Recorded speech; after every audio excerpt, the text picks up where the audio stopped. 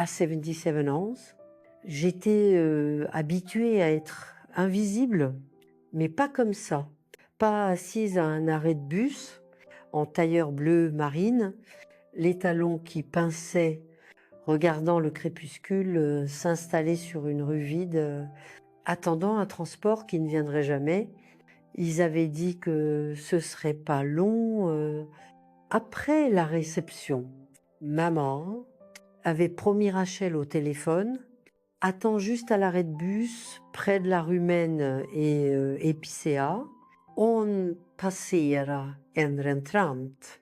J'ai pas posé de questions, juste hoché la tête, même si elle ne pouvait pas me voir, et même si mon cœur s'était serré à l'expression après la réception, mais je me suis dit que c'était juste une question d'organisation, de logistique.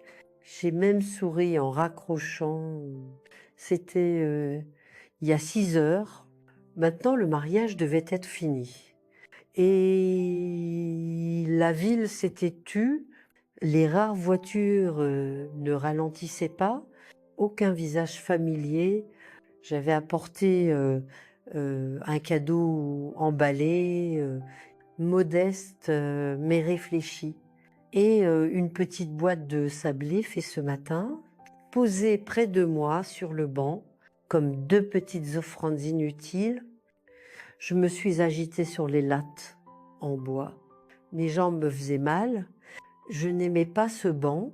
Face à la station-service, l'air sentait toujours vaguement le caoutchouc et la friture. Mais Rachel avait dit cet arrêt, pas celui près du parc. Je voulais pas compliquer, ni être difficile. Un garçon à vélo est passé, écouteurs aux oreilles. Il m'a pas regardé. Personne ne l'a fait. J'ai vérifié mon téléphone, pas de signal, juste l'icône de batterie faible.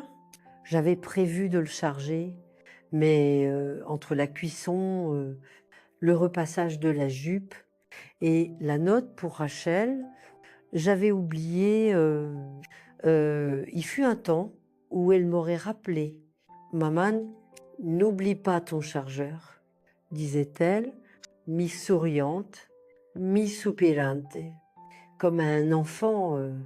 Mes séjours étaient révolus. Je me souvenais quand elle m'a parlé du mariage. Ce sera petite, avait-elle dit, juste la famille. Les parents du fiancé payaient, expliquait-elle. Il y avait des limites. Tu en feras partie. On trouvera une solution. J'aurais dû remarquer l'hésitation dans sa voix, la façon dont elle esquivait les détails, mais je voulais y croire, je voulais toujours croire en elle. Le dernier bus de la ville est passé Frensgringsens. Lumière vive dans l'obscurité. Il s'est pas arrêté. J'ai vu ses feux arrière disparaître. Et quelque chose en moi s'est effondré, comme une porte qui se ferme. Je n'étais pas oubliée, j'étais exclue. C'est pas la même chose. L'abri s'est refroidi. Je serrais la boîte de sablé, pas pour la chaleur, mais pour m'accrocher à quelque chose derrière moi, dans une maison de la rue. Quelqu'un riait, un rire chaleureux. J'imaginais un salon plein de voix, de gens qui ignoraient mon existence. La voix de Rachel résonnait. Attends juste à l'arrêt de bus. J'ai attendu toute la nuit jusqu'à ce que les réverbères s'éteignent et le ciel devienne gris, jusqu'à ce qu'un van de boulangerie descende la rue. Trop tôt pour le matin, trop tard pour la nuit. Je me suis levée, raid, et j'ai marché jusqu'à chez moi, talon à la main, douce droite. Je n'ai pas pleuré. Pas encore, ça viendrait plus tard. En arrivant, Le soleil perçait les nuages, éclairant la peinture écaillée du porche et les mauvaises herbes dans les fissures des marches. Je suis restée là, clé en main, réticente à entrer. Le poids dans ma poitrine n'avait pas bougé. Il s'était juste posé comme de la poussière dans une pièce intacte. À l'intérieur, ça sentait le polish au citron et l'avoine oubliée sur la cuisinière. J'ai passé la casserole froide, posé les sablés sur le comptoir et placé le cadeau non ouvert sur la table du couloir. Il semblait ridicule, là, avec son ruban argenté, 16 coins nets. Je l'avais emballé avec soin. Dedans, une carte manuscrite pour Rachel et Tom, avec tout mon amour. Maman, j'ai fait du thé sans y goûter. Assise à la table de la cuisine, j'ai branché mon téléphone. L'écran s'est allumé. Des notifications affluaient. L'une m'a arrêté net. Une photo postée par la belle-sœur de Rachel, vue une seule fois, montrant le couple heureux sous des lumières dorées, entouré de visages rayonnants. La légende disait une soirée parfaite, juste la famille. Oh, j'ai fixé l'image longtemps, zoomé. Rachel en robe de dentelle crème, bouquet bien tenu, Tom, grand et gauche, souriante, ses parents, ses frères, les cousins de Rachel, ses amis d'université, sa marraine, même, tous sauf moi, juste la famille, répéter la légende. J'ai pressé le téléphone contre ma poitrine, comme pour étouffer la douleur. Un simple phrase, tapée sans réfléchir, mais assez tranchante pour couper la peau. J'ai cherché une autre explication. Peut-être voulait-elle dire autre chose, n'avait pas vu la légende, ou pensait que ça n'importerait pas. Peut-être voulait-elle un brunch plus tard, une excuse discrète, mais la foto suivante. Et encore une autre, pas de célébration séparée, un dîner, une longue table éclairée aux chandelles avec des cartes de placement et des serviettes en lin, des rires, des danses, des stos, un diaporama de la vie de Rachel et Tom, photos de bébés, université, leur premier appartement, rien de moi, pas une image, pas une mention. J'avais été soigneusement, délibérément effacée, assise à la table, thé intact, mains serrées sur mes genoux. J'essayais de me souvenir de la dernière fois que Rachel m'avait regardée sans une pointe d'embarras, la dernière fois qu'elle m'avait demandé comment j'allais, pas ce que je pouvais faire, la dernière fois que je me sentais sa mère, pas son problème. Il y a longtemps, après la mort de son père, nous n'étions que toutes les deux. Je faisais des doubles gardes à la clinique, sautais des repas pour ses livres scolaires, économisais chaque centime pour ses cours de ballet et son appareil dentaire. Je n'attendais pas de merci, juste qu'on soit à la maison l'une de l'autre, mais lentement, subtilement, elle a changé. Ça a commencé à l'université, moins d'appels, des visites seulement pour les fêtes, puis plus du tout. Elle parlait de ma maison comme l'ancien endroit, mes vêtements comme pittoresques, moi comme un peu trop parfois. Elle ne le disait pas franchement, mais je le voyais dans ses yeux, l'entendais dans ses soupirs. J'étais plus une source de force ou de réconfort. J'étais un bagage. Le mariage l'avait officialisé. Je me suis levée marchait jusqu'au miroir du couloir. La femme en face était petite, peu laide, avec des cernes sous les yeux, ses cheveux encore épais, était relevée, comme Rachel disait, fatiguée, 16 mars, veinée et sèche, tremblait légèrement, mais son dos était droit et ses yeux, malgré tout, étaient stables. J'ai pris le cadeau sur la table et déballé des dents. Un album photo que j'avais passé des semaines à assembler des clichés de l'enfance de Rachel, numérisé et retouché par mes soins.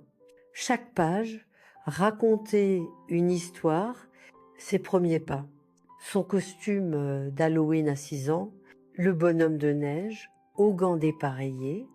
Je les ai parcourus lentement, soigneusement, comme un adieu. Puis j'ai remis l'album dans sa boîte, marché jusqu'à la poubelle et laissé le couvercle retomber. Ma fille m'avait jeté. Je rendais simplement le geste. Je n'ai pas dormi cette nuit. Pas vraiment, allongée avec la lampe allumée, regardant les ombres au plafond, changer au fil des heures. À 3h du matin, j'ai fait du pain grillé, sans manger.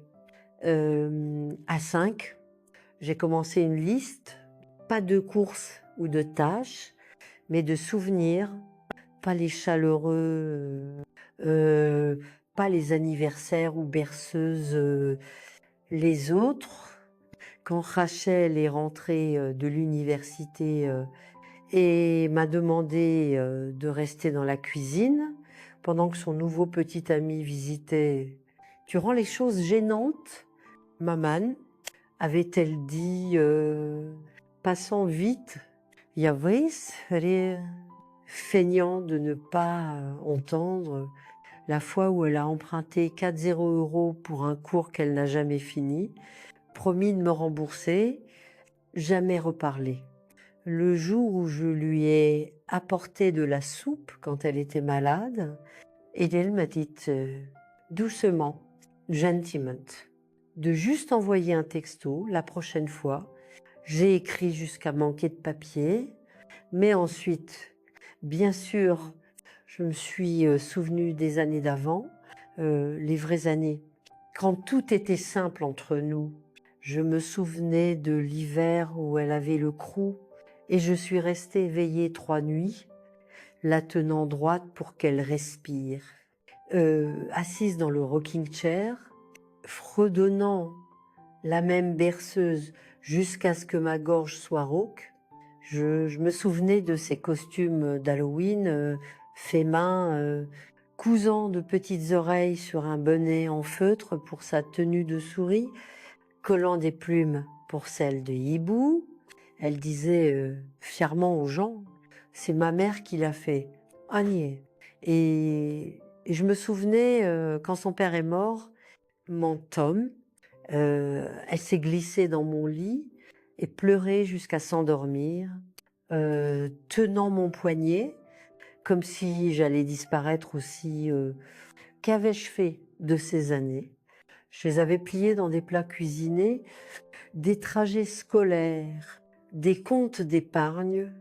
Je les avais troqués pour la sécurité, Sun Comfort, sa chance. Je me disais encore et encore que l'amour signifiait donner, mais je n'avais jamais demandé ce que je recevais. Le plus drôle, c'est que je voulais pas grand-chose.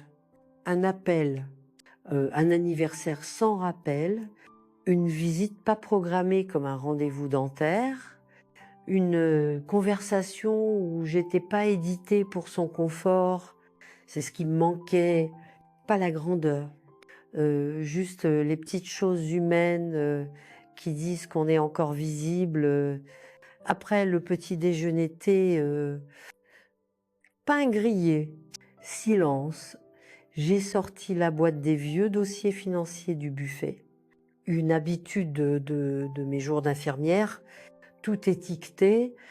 organisées, dedans, des enveloppes marquées Rachel Université, Rachel Voyager.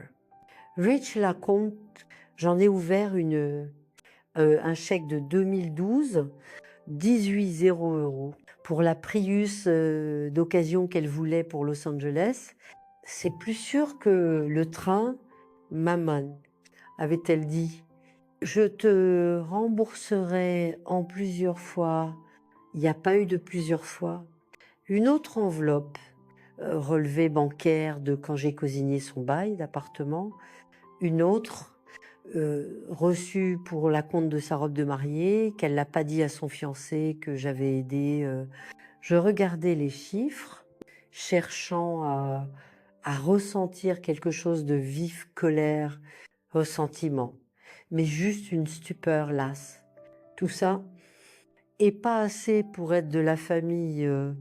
Et pourtant, je le referais si elle en avait besoin, si elle venait à moi comme une fille, pas une gestionnaire d'image, mais je ne me laisserai plus effacer.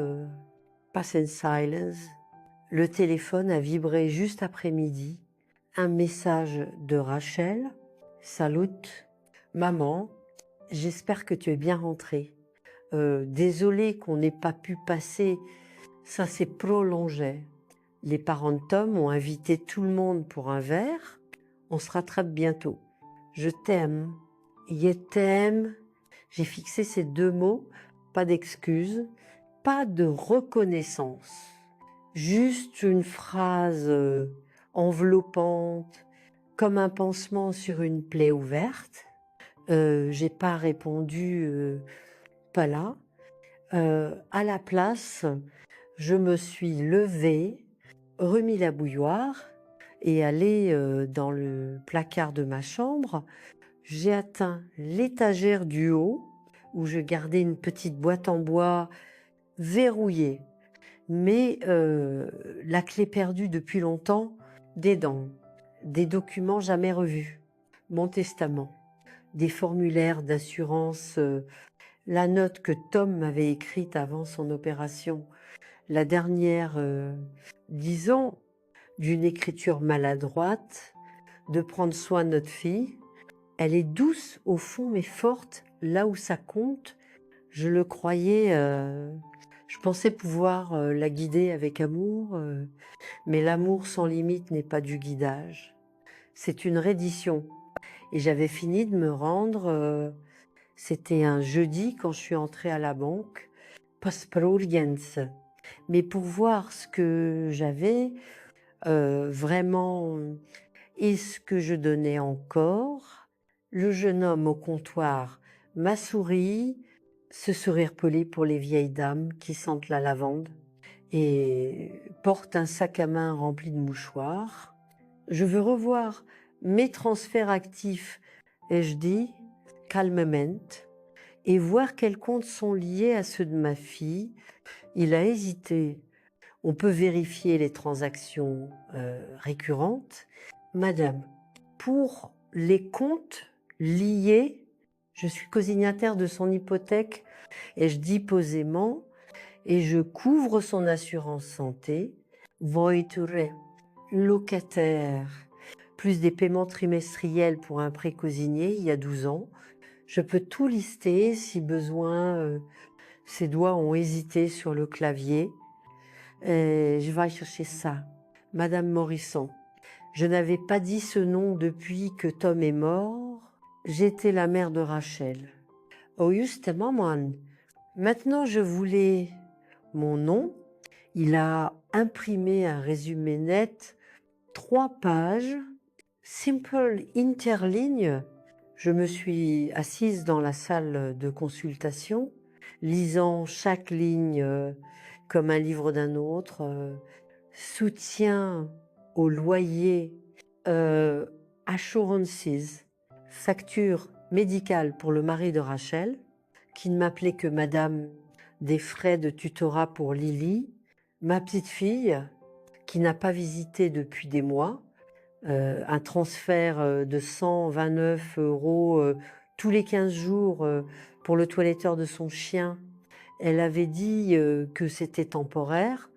Il y a 18 mois, le dernier point m'a figé un paiement de 2 € prévu la semaine prochaine.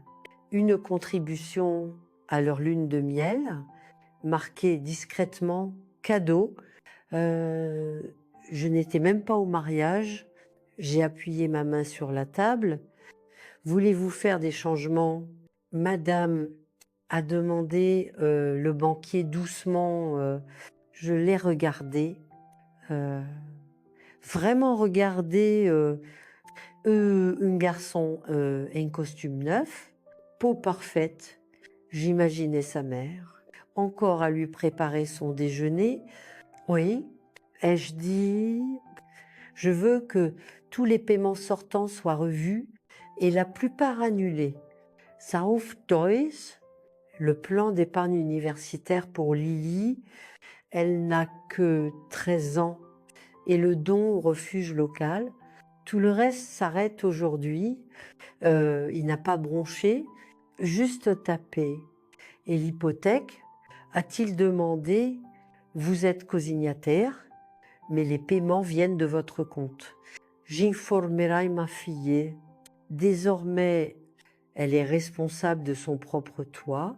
J'ai signé les formulaires, mon écriture, jadis élégante, tremblait légèrement, mais assez ferme pour marquer à la maison. J'ai regardé les photos au mur du couloir, pas les formels, pas les mariages ou remises de diplômes, les discrètes. Rachel endormie sur ma poitrine bébé, son uniforme de foot boueux et son sourire édenté, sa pièce de théâtre au lycée, à moitié cachée dans l'ombre. Aucune n'était dans son diaporama de mariage, aucun souvenir ne l'avait suivi à l'âge adulte.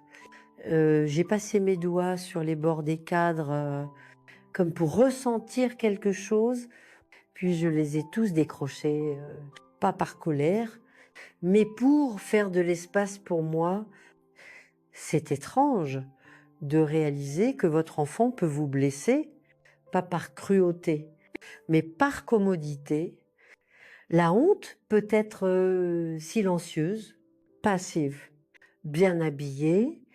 Elle peut ressembler à juste la famille et à un sourire poli qui n'atteint jamais les yeux. Ce soir-là, Rachel a appelé. Je n'ai pas répondu, pas par mesquinerie. Je ne voulais pas entendre sa voix tant que je tremblais. À la place, j'ai ouvert un carnet neuf et écrit sur la première page ce que je veux maintenant. Ça a pris du temps pour le premier point, ne pas être utile ni nécessaire. Juste être traité comme quelqu'un dont le cœur bat encore. Et puis j'ai fait du thé et pour une fois, je l'ai tenu des deux mains, pas pour quelqu'un d'autre. Le message suivant de Rachel est arrivé le lendemain matin, sans salutation, sans question. Juste, maman, peut-on parler? Il y a eu de la confusion. J'ai fixé l'écran longtemps, puis plus calmement que prévu. J'ai posé le téléphone et fait du pain grillé, sec, sans beurre. Mon estomac ne voulait pas d'indulgence, il voulait de la clarté, confusion, disait-elle. C'est ce qu'ils disent toujours. Non, quand ils oublient de vous inviter, quand vous n'êtes pas dans les emails familiaux ou au récital de Lily, toujours une erreur, une faute d'un autre ou quelque chose qui glisse entre les mailles. J'étais la maille, j'ai lavé ma tasse lentement, regardant par la fenêtre 2 maisons plus loin, la fille du voisin plantait des fleurs avec sa mère, jeune femme, fin de vingtaine, même inclinaison de tête, et rire que sa mère. Elle semblait un duo, pas identique, mais unis. On voyait juste en regardant qu'elle n'avait pas à répéter l'amour, il était vécu. J'ai essuyé mes mains, repris le téléphone, rouvert le message de Rachel, toujours pas de suivi. Elle n'avait pas appelé, ni demandé comment j'allais après des heures sur un banc, pas d'excuses, juste de la confusion. J'ai répondu, pas de confusion. Adressez vos prochaines demandes à vos propres comptes bancaires. Les miens ne vous soutiennent plus. J'ai envoyé, avant d'adoucir les mots, 5 minutes plus tard. Elle a appelé, je n'ai pas répondu. J'imaginais son pas agité, main dans les cheveux, la note aiguë dans sa voix quand elle se sentait acculée. Elle dirait malentendu, involontaire, logistique, peut être même pleuré. J'étais toujours désarmée par ses larmes. Mais les larmes n'attendent pas avec vous sur un banc sombre pendant 6 heures. Les larmes ne réécrivent pas juste la famille. Alors j'ai éteint le téléphone. À l'heure du déjeuner, la boîte aux lettres a claqué. Il y a Nathan de Syrian. Mais j'ai vérifié juste des factures et un magazine de mariage brillant au nom de Rachel, envoyé ici il y a des années, jamais changé. J'ai feuilleté les pages sans soin, puis jeté dans la poubelle. L'après-midi, j'ai ouvert le dossier testament et juridique et m'assise à la table de la cuisine. Parce que par vengeance, par reconnaissance, je n'allais pas être la femme qui laisse ses économies, sa maison, tout à une fille qui la voyait comme une note de bas de page, qui organiserait des brunchs dans cette maison, souriant doucement en disant « c'était chez maman », comme si j'étais un vase sur une étagère. Mon nom était surtout mais pas pour longtemps. J'ai relu le Vieux Testament, simple, standard, presque tout à Rachel, un peu pour l'éducation de Lily. Rachel était l'exécutrice j'ai pris son stylo, noté d'appeler mon avocat, puis un autre pour retitrer la maison à la coopérative de crédit, pas pour la faire souffrir, mais parce que je croyais enfin qu'elle le pouvait et je ne pouvais plus permettre ça. Ce soir-là, je me suis assise sur le porche, une couverture sur les genoux. La rue était calme, sauf le faible bourdonnement d'une télévision par une fenêtre ouverte. J'ai regardé les étoiles apparaître, une par une, et pensé au silence.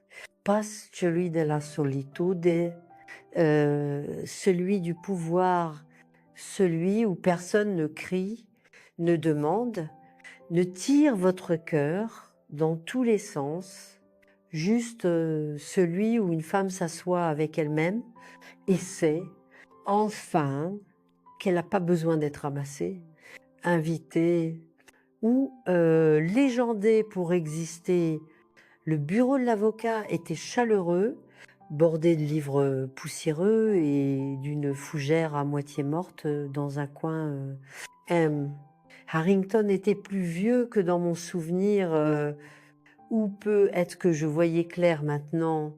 Il a ajusté ses lunettes, feuilletant mon dossier. Alors, a-t-il dit, après un instant, vous voulez modifier votre plan successoral? Oui. Et je dis, des changements importants. Il a hoché la tête. Toujours quelque chose pour votre fille?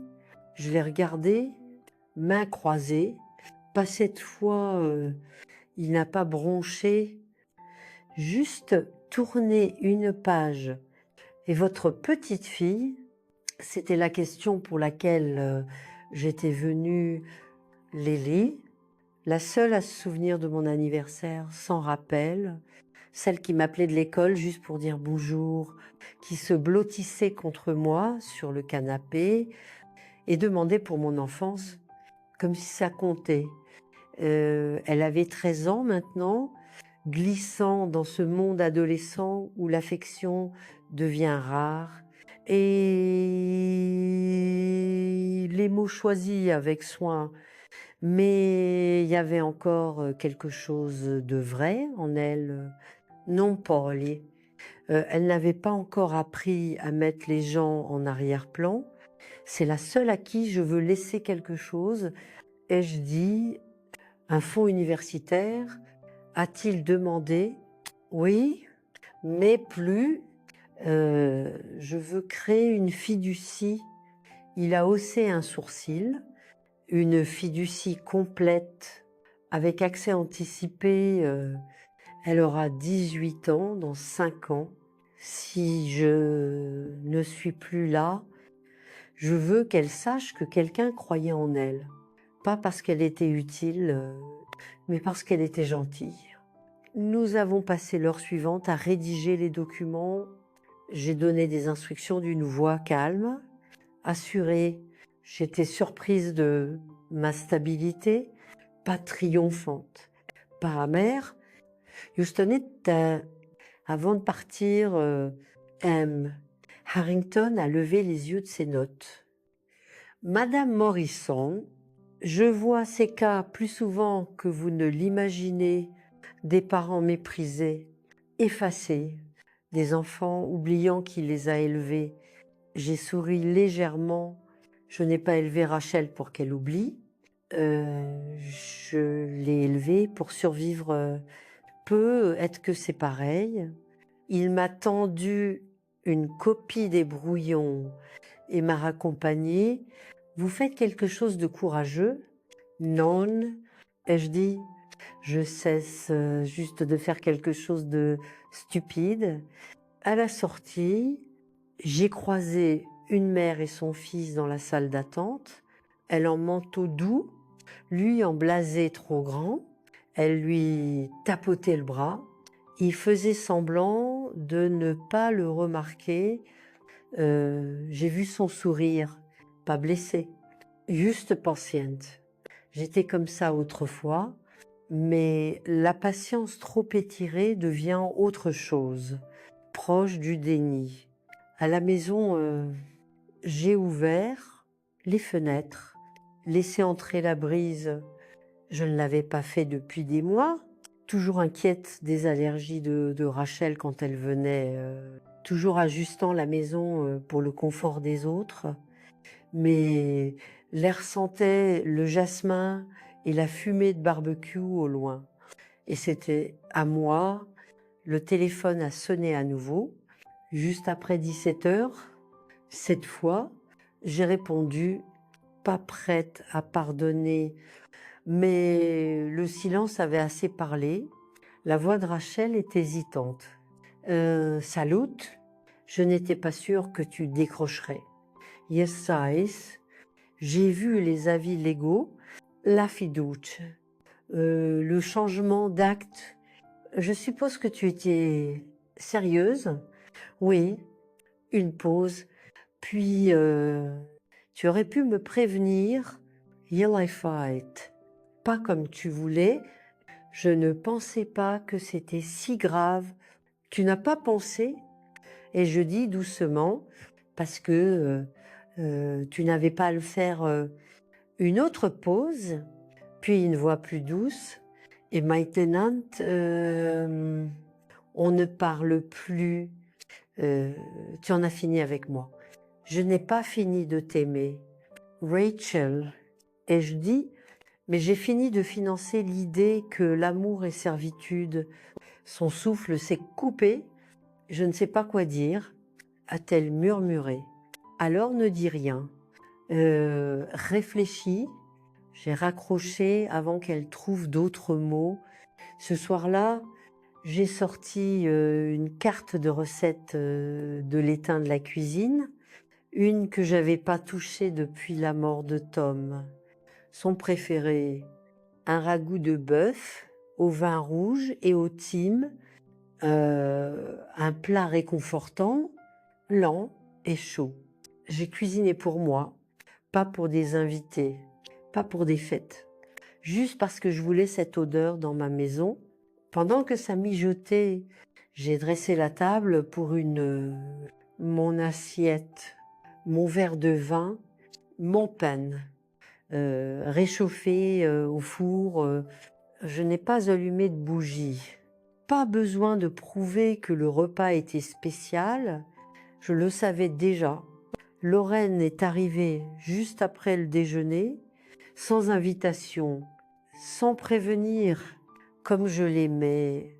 Elle est entrée dans ma cuisine comme si c'était chez elle, posé une boîte de biscuits à l'avoine sur le comptoir. Edith, je me disais que tu pleurais ou prospérais. Vu l'odeur, c'est prospérer, già ri. Un vrai rire, pas celui fatigué, poli, qu'on donne pour passer un moment. J'ai fait du ragoût hier et je dis, et non, je n'ai pas pleuré. Pas récemment, elle a haussé les sourcils. Toi, tu pleures toujours, même quand les lilas fleurissent trop tôt. J'apprends et je dis à ressentir sans offrir comme des cadeaux. Dis-je, elle a hoché la tête et s'est versé du thé sans demander. C'était ce genre d'amie, Lorraine, celle qui savait où étaient les tasses. Et ne s'excusait pas d'être partie intégrante du décor d'or, dont la nièce travaille à la coopérative de crédit, a-t-elle dit. On dit que ta fille fait une crise à cause de congelés. Je n'ai pas tiqué, c'est vrai, et je n'ai pas réparé. Lorraine a siroté son thé, m'étudiant. Eh bien, ça. Alors, a-t-elle dit, tu as enfin posé le marteau. Ce n'était pas un marteau, plutôt un trousseau de clés. J'ai cessé d'ouvrir les mêmes vieilles portes. Elle a souri. Tu as toujours été la plus douce de nous deux. Je l'aurais coupé il y a des années. Je pensais aider toi, mais aider n'est pas guérir. Parfois, c'est se cacher. J'ai regardé mes mains, stables maintenant, sans tremblement. Elle a dit que j'aurais dû la prévenir avant de changer. Et tout was fate. Oui, pas comme elle voulait. Lorraine s'est adossée. Tu sais ce que je pense? Je veux savoir. Je pense que tu as oublié qui tu étais. Tu as été si longtemps la mère de Rachel, la femme de Tom, la gentille dame de la clinique, que tu as laissé Marthe dans le garde-manger, à côté de la belle porcelaine et des vraies opinions. Je n'ai pas répondu, pas parce qu'elle avait tort, mais parce qu'elle avait raison. Et maintenant, a-t-elle ajouté, j'ai haussé les épaules. Maintenant, je fais du ragoût pour moi, j'ouvre les fenêtres sans permission. J'écris des choses, elle a tapé la table avec un sourire. Nous sommes restés silencieuses un moment, sirotant le thé. Le soleil réchauffant le sol de la cuisine par la fenêtre.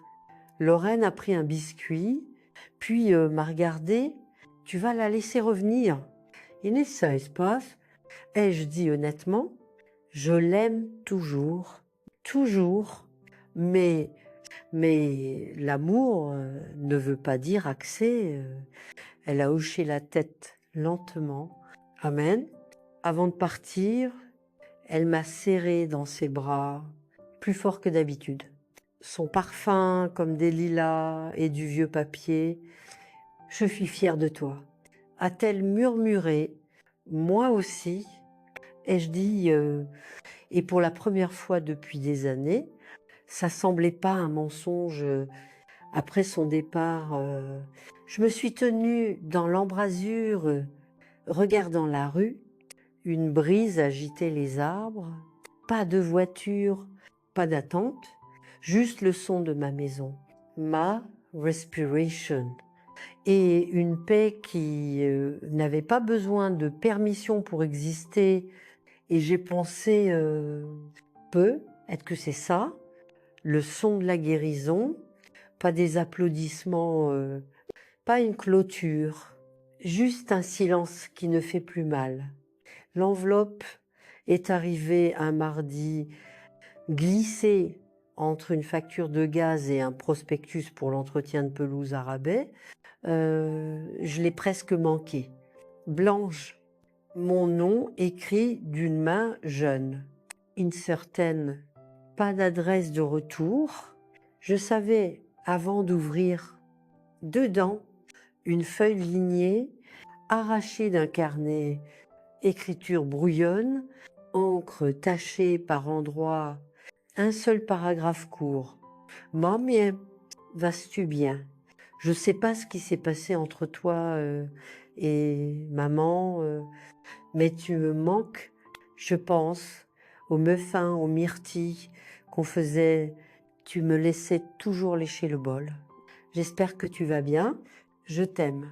Lélie. » Pas de questions sur l'argent, pas de nouvelles du monde de Rachel, juste la voix d'une fille de 13 ans qui n'avait pas encore appris à polir la douleur en silence.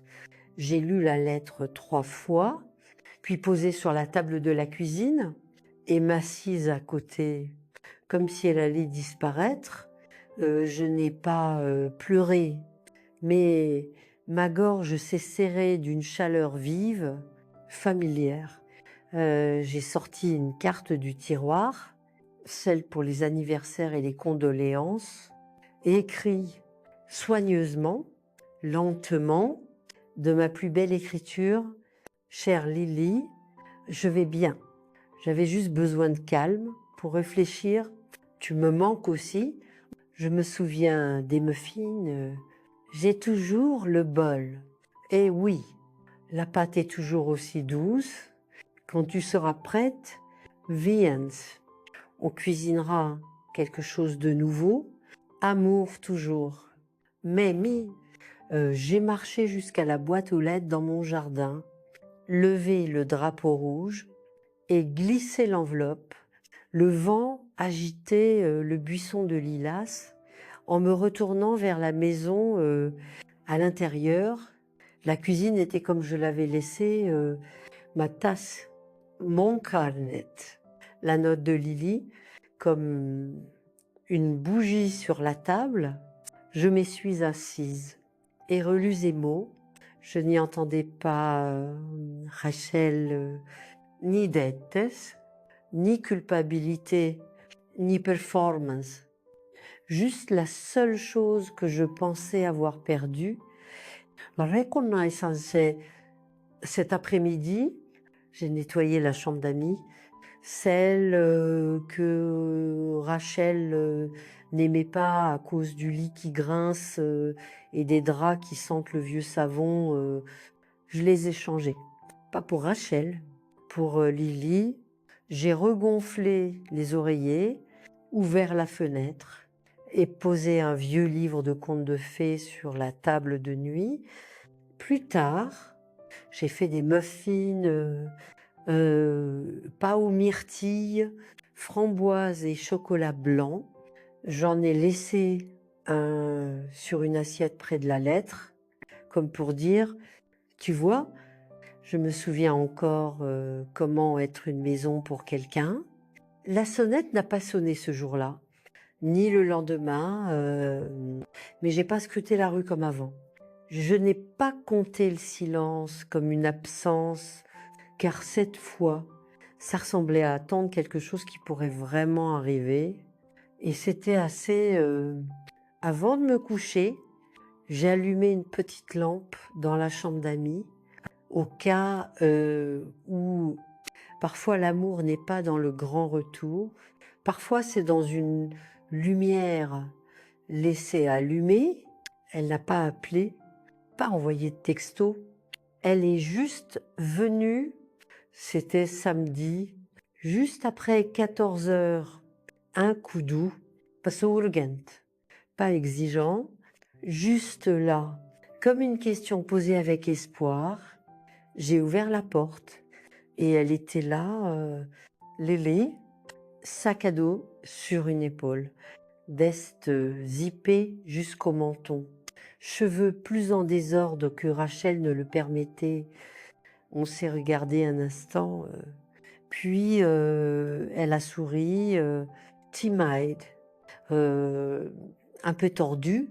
Je suis venue pour les muffins, a-t-elle dit. Je me suis écartée sans un mot et l'ai laissée entrer. Elle ne s'est pas jetée dans mes bras, n'a pas pleuré. Elle a marché droit à la cuisine, comme chaque été depuis ses 5 ans, posé son sac près de la porte et regardé les bols à mélanger sur le comptoir. Je n'étais pas sûre, si tu voudrais, a-t-elle dit. Je lui ai tendu la cuillère en bois. Tu lécheras toujours le bol. Elle a souri, toujours. On n'a pas parlé de Rachel, pas d'abord. On a mesuré le sucre, cassé des œufs, cueilli des framboises dans le petit buisson dehors, ses manches relevées, m'ont habillée pendant sur son cadre. Elle a demandé si j'avais encore le vieux jeu de société avec les châteaux en plastique. Je l'avais... on a joué 2 tours pendant que les muffins cuisaient. Elle m'a battue 2 fois. Ce n'est que lorsque la cuisine sentait la vanille et les baies qu'elle a demandé. Tu es fâché contre elle. J'ai marqué une pause, essuyant mes mains sur un torchon. Non, ai-je dit, je suis déçue. C'est différent.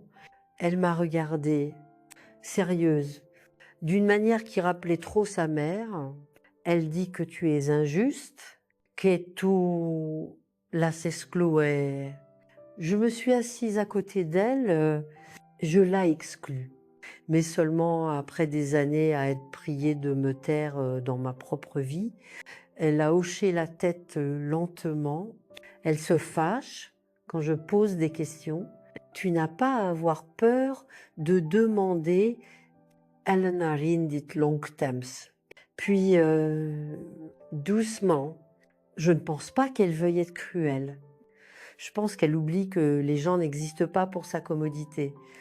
J'ai regardé ma petite fille, 13 ans, mais voyant déjà ce que la plupart des adultes se cachent, je crois que tu as raison.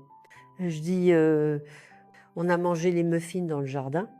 Elle m'a demandé pour grand-père Tom comment il était à son âge. Je lui ai dit qu'il avait sauté d'un toit dans une botte de foin et s'était cassé le poignet, qu'il détestait l'orange, car ça lui rappelait les blouses d'hôpital. On a ri. Puis elle a dit, je veux venir plus souvent. J'ai pas répondu tout de suite, juste tendu la main pour glisser ses cheveux derrière son oreille. Tu peux toujours, sans performance, sans camp.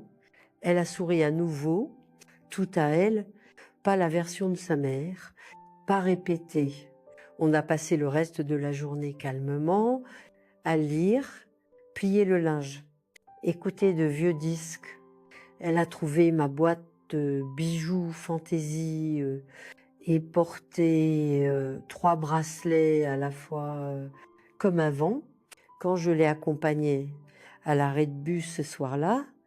Elle m'a serré la main avant de monter. Je suis contente que tu m'aies écrit, a-t-elle dit. Je suis contente que tu aies écouté. Alors que le bus s'éloignait, je suis restée sur le trottoir, regardant l'arrière de sa tête par la fenêtre. Elle ne s'est pas retournée, mais pas besoin. Je savais qu'elle reviendrait. Et cette fois, personne n'avait à promettre quoi que ce soit. Elle est revenue le week-end suivant et celui d'après, sans autorisation, sans explication. Juste Lily, avec son sac à dos et son coudou. Elle m'a aidé à planter des bulbes dans la cour, appris à rôtir un poulet et même demandé si elle pouvait prendre des photos de mes vieilles cartes de recettes pour un projet scolaire. Je l'ai laissé. On ne parlait pas beaucoup de Rachel. Parfois, Lily la mentionnait en passant un examen qui stressait sa mère. Un diner tendu, une porte claquée, mais surtout, elle parlait de livres de sa prof préférée, d'un garçon qui la faisait rire en maths, mais portait trop d'eau de Cologne. Elle devenait quelqu'un, pas une version de Rachel, juste Lily. Puis, un jeudi matin, j'ai ouvert la porte et trouvé Rachel sur le porche, plus mince, fatiguée, portant un manteau trop cher pour l'usage, tenant un sac d'épicerie comme une offrande de paix. Dedans, du thé à la camomille, des scones de la boulangerie qu'elle moquait, et un magazine avec un post-it. Pensez que tu aimerais les astuces de jardinage. Elle n'a pas souri. Salut, maman, a-t-elle dit. Je n'ai pas reculé, ni ouvert grand la porte. Pourquoi es-tu là? Je voulais voir la maison, a-t-elle dit, la revoir. Tu y as vécu, tu sais à quoi ça ressemble. Je ne parlais pas des murs, j'ai croisé les bras. Alors, entre et dis ce que tu as à dire.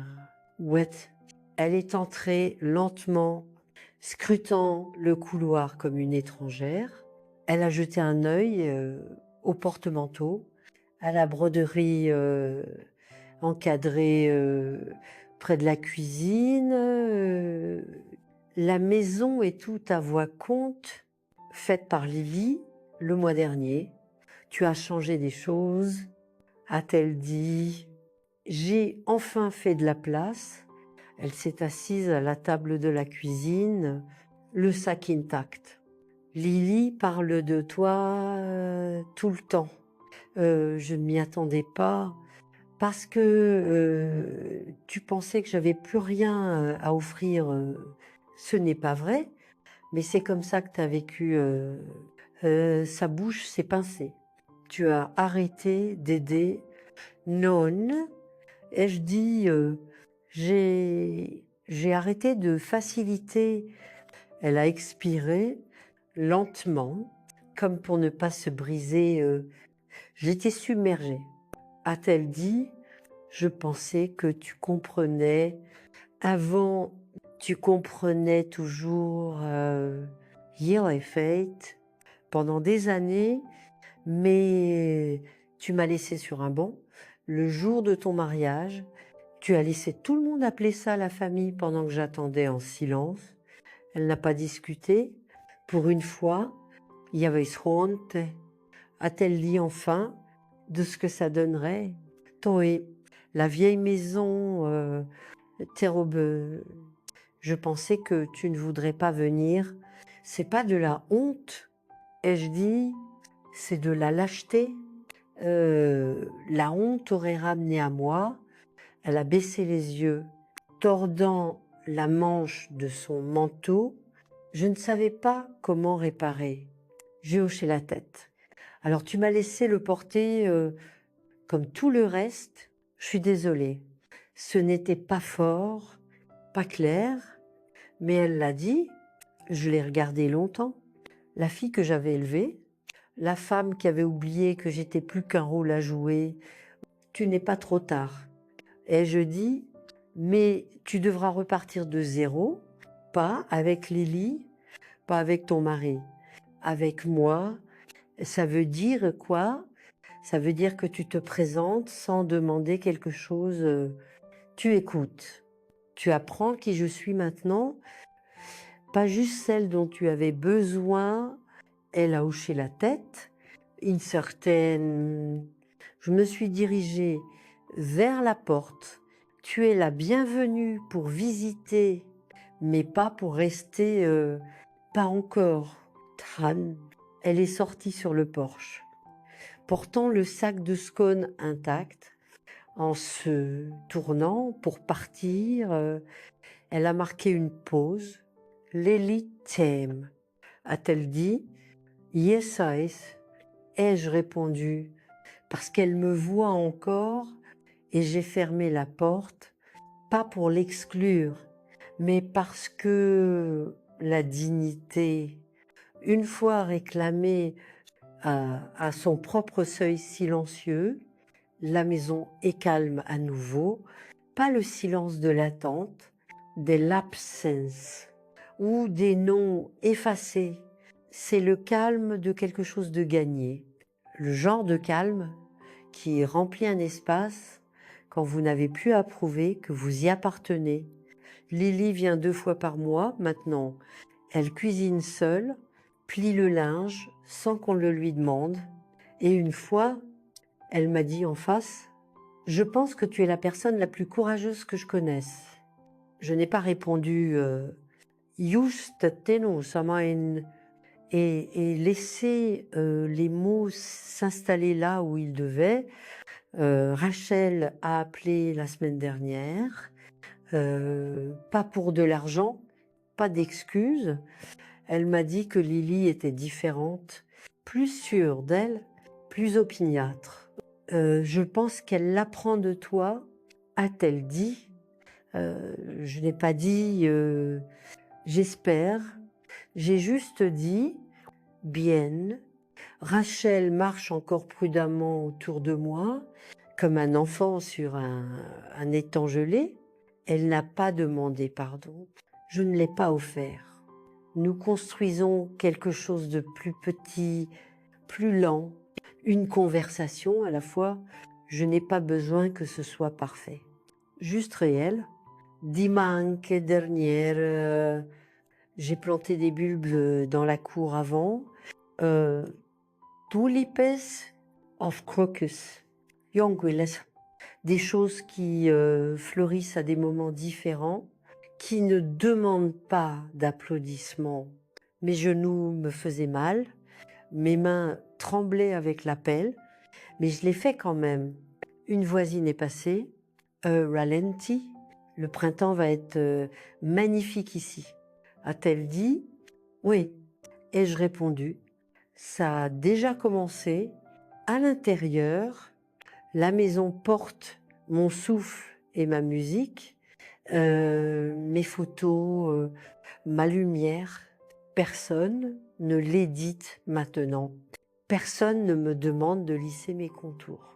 Et quand je passe devant le miroir du couloir, je m'arrête et juste un instant pour regarder, pas pour chercher l'approbation mais sparse qui, pour la première fois depuis longtemps, je reconnais une femme. Elle n'est pas en colère, elle n'attend pas. Elle n'est pas silencieuse parce qu'on le lui a dit. Elle est silencieuse parce que la paix ne crie pas. Et peut être que c'est l'histoire que je devais raconter, pas celle du jour où j'ai été laissée derrière, mais de la vie que j'ai trouvée après. Alors, si vous lisez ceci et que quelqu'un vous a fait vous sentir petite dans une pièce que vous avez construite de vos mains, ne restez pas devant la porte à attendre, levez-vous et poussez le banc et commencez à marcher. Vous n'étiez jamais censé être une note de bas de page. Vous êtes toute l'histoire et si cette histoire vous a trouvé au bon moment, partagez-la. Quelqu'un d'autre pourrait être à cet arrêt de bus, croyant encore qu'on l'a oublié,